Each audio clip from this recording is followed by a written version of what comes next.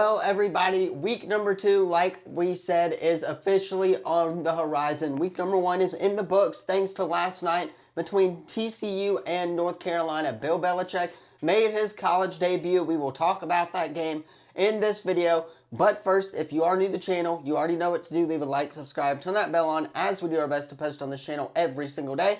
Today, 3 videos on the channel. Welcome to the sports lovers. If you are new to the channel, we post on this channel every single day, whether that be reactions, predictions, EA Sports college football content, Madden content, anything you could possibly think of, we will pretty much talk about it here. This week is a very busy week in the world of sports. We got NFL starting back up. We got high school football that we are going to talk about tomorrow. We did our predictions yesterday for week number 3, but tomorrow I will be announcing where I will be for week number 3 of AHSAA football, thanks to WNSP. Also, of course, the AP poll is expected to be released today. We will see how many teams and if Auburn can get into the AP poll. Hopefully, by the time predictions are out, the AP poll will be out for you guys as well. But in this video, like I said, we are going to do our reactions. We are also going to have our Texas Tech Road to Glory, actually Texas A&M Road to Glory now that we committed to them.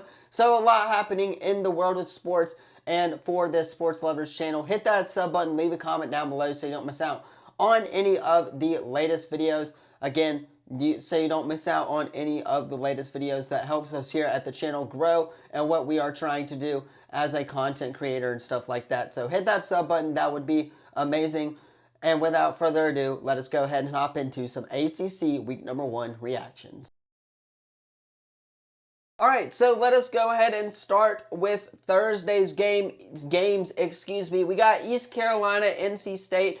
NC State did pull off this win. It was a very close matchup. I watched a little bit of it, trying to see if Sterling Dixon, the Spanish Fort alumni, was going to play for this NC State team. I don't think he did, or at least looking at the box score, he didn't for the most part.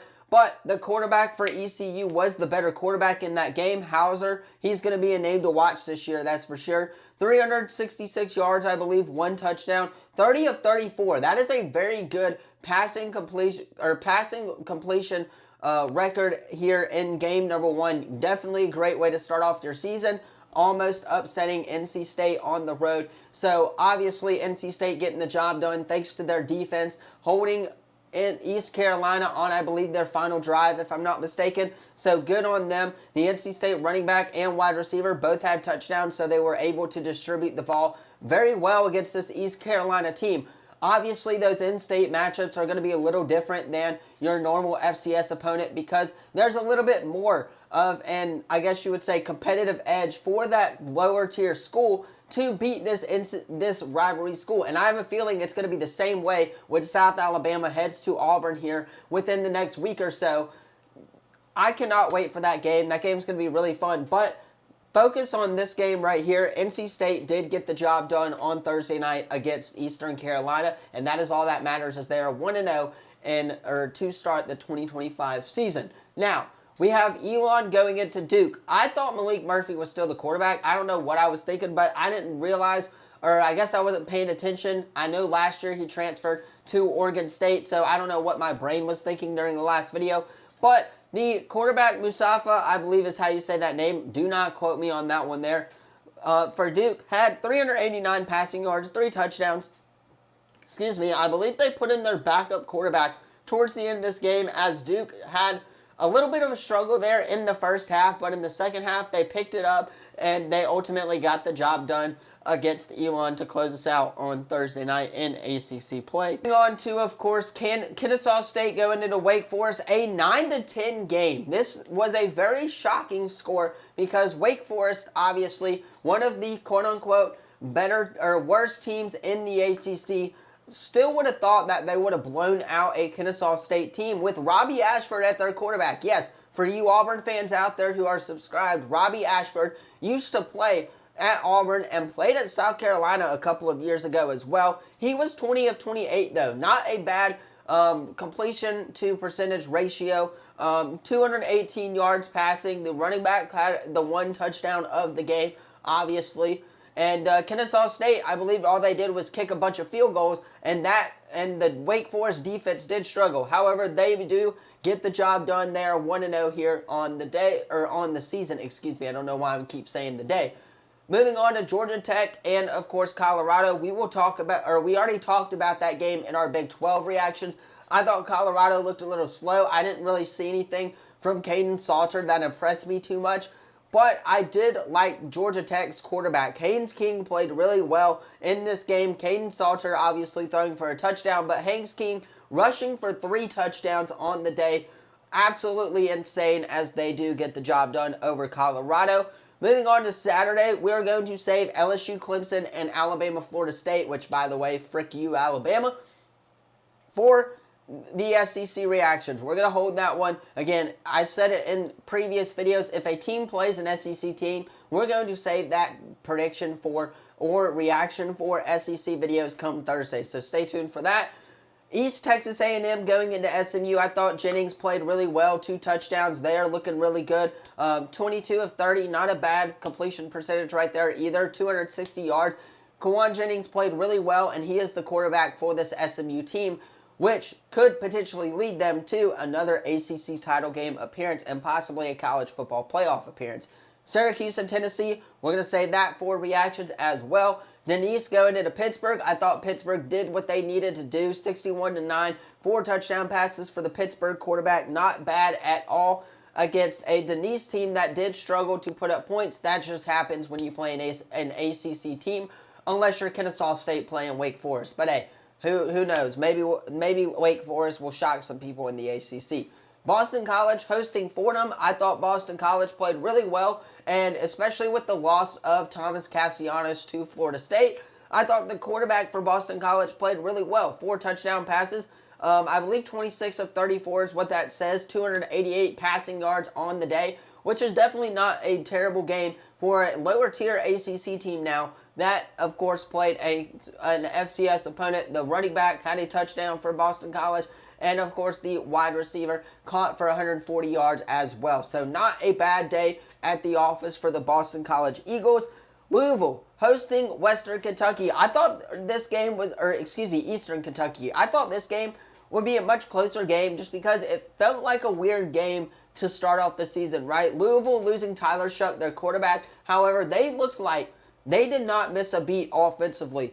We had Miller Moss, the transfer quarterback from USC. Yes, you heard that correctly. Miller Moss is now the quarterback at Louisville. 1 touchdown pass, 233 yards, 17 of 25. Not a terrible day at the office for him in his new system, I guess you would say, in the quarterback system and stuff like that. Brown, obviously, the running back for Louisville, had a couple of touchdowns on the day as well. And then Bell, 63 yards. Not bad of a day for the running back group as well. Now, this was very interesting because of Miller Moss, and I'm excited to watch Miller Moss here at Louisville because the USC transfer played really well last season at USC, but they did have another quarterback coming in that would take his job, and that's the whole reason that he transferred. So, again, Louisville rather, is going to be a really solid team in this ACC conference, and it doesn't look like that they missed a beat with Tyler Shuck being gone as well. Coastal Carolina going into Virginia. I thought Coastal Carolina was going to upset Virginia. That was my upset pick of the week. That obviously did not happen as the Virginia quarterback threw for 2 touchdowns. Not a terrible day. 284 passing yards against this Coastal Carolina team. Not bad of a day in that department. California going into Oregon State. Late night action. This game was a hate watch game for Cal, but Cal ultimately got the dub. Malik Murphy, the Duke transfer from a couple of years ago, 21 of 33, 244 yards, 1 interception on the day. I did see that interception. It was just a lucky play by the defense. But again, Cal ultimately getting the job done. Brian Harsin and company obviously walking into Oregon State and beating them made me really mad because I picked them in my ESPN Pick'em Challenge to win this game, or picked Oregon State rather to win this game. And that did not happen. But hey, it is what it is. College football rolls on, and so does the week. And, of course, the final game of the night, we had Notre Dame, Miami on Sunday night. This game was an absolute banger. We're going to say Virginia Tech and, of course, South Carolina. We'll talk about TCU and North Carolina here in a second.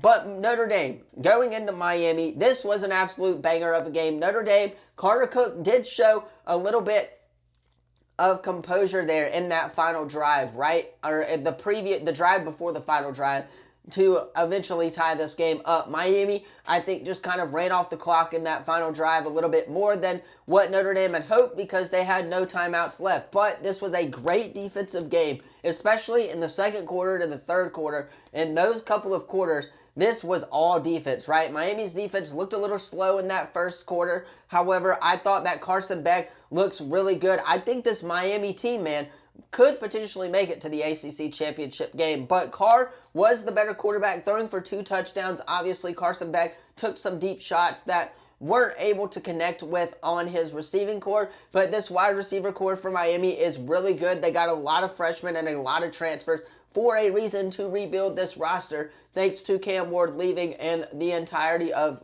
likes of Xavier Restrepo, all of those guys leaving as well. So this Miami team is going to be a little different here in the ACC, and they might actually compete with a healthy defense for this ACC title game. That is my takeaway from Miami and Notre Dame. The final game, though, was TCU going into North Carolina. And, man, I literally tweeted this. I thought Gio Lopez, man, 2 for 2, 58 yards, a bomb of a throw on that first drive. Obviously, put me hope that North Carolina was going to be really good, and that did not happen. They had to put they had to put the backup quarterback in because Gio Lopez did go down with an injury there in the second half, which was unfortunate. But TCU, Hoover, they said it on game day or college football studio, whatever you want to call it.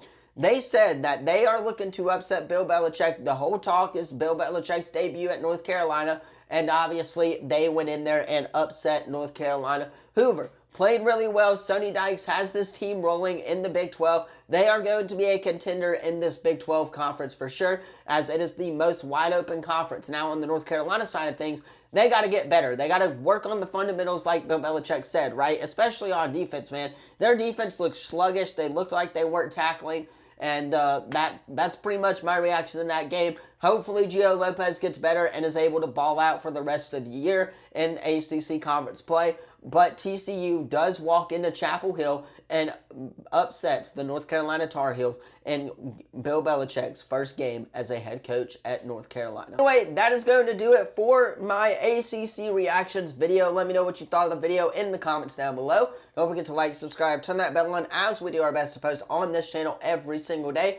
Later, we will have ACC predictions and our road to glory, so stay tuned for both of those videos. Don't forget to hit that sub button, leave a comment down below. Tomorrow, we are going to do our Big Ten reactions and predictions and play our Vanderbilt Dynasty game as well. So stay tuned, hit that sub button, leave a comment down below so you don't miss out on any of the latest videos. Thank you all so much for watching, and as always, I'll see you in the next video.